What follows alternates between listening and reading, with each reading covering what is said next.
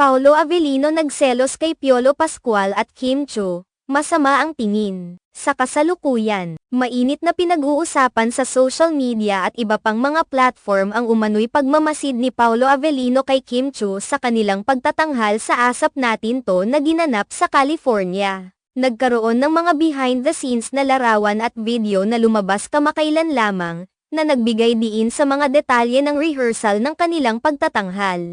Naging kapansin-pansin ang mga larawan at video na nagpakita ng mga eksena mula sa rehearsal, kung saan tila may mga paggalaw si Paolo Avellino na nagpapakita ng matinding atensyon kay Kim Chiu. Ayon sa mga nanood, may mga pagkakataon na tila hindi maalis ang tingin ni Paolo kay Kim, na nagbigay ng impresyon na siya ay nagiging seloso sa bawat kilos ng aktres. Sa mga kuha ng rehearsal, makikita rin na si Piolo Pascual ay kasama ni Paolo sa mga sandaling iyon. Ang ganitong mga pangyayari ay agad na nakakuha ng atensyon ng publiko at naging paboritong paksa ng mga netizens. Maraming nagbigay ng opinyon at haka-haka ukol sa tunay na nararamdaman ni Paolo Avellino sa mga eksenang iyon. May mga nagsasabi na baka ito ay bahagi ng kanilang propesyonal na relasyon at hindi naman dapat bigyan ng labis na kahulugan. Samantalang may mga iba na nagbigay ng mga reaksyon na tila may underlying na emosyon sa mga kilos ni Paolo.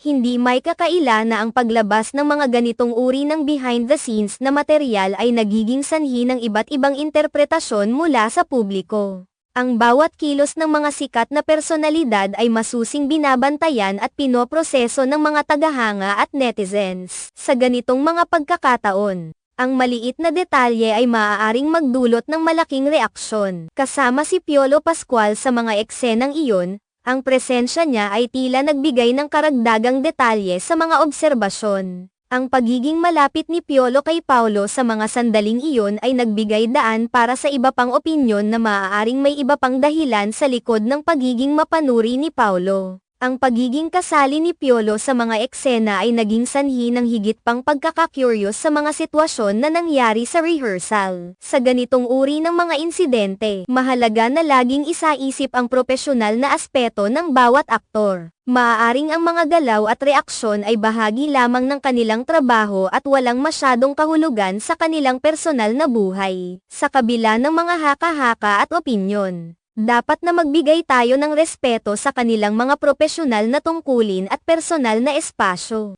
Ang mga ganitong balita ay nagiging bahagi ng pang-araw-araw na usapan sa social media at iba pang plataporma, na nagiging sanhi ng mas malalim na pagtingin sa buhay ng mga kilalang personalidad.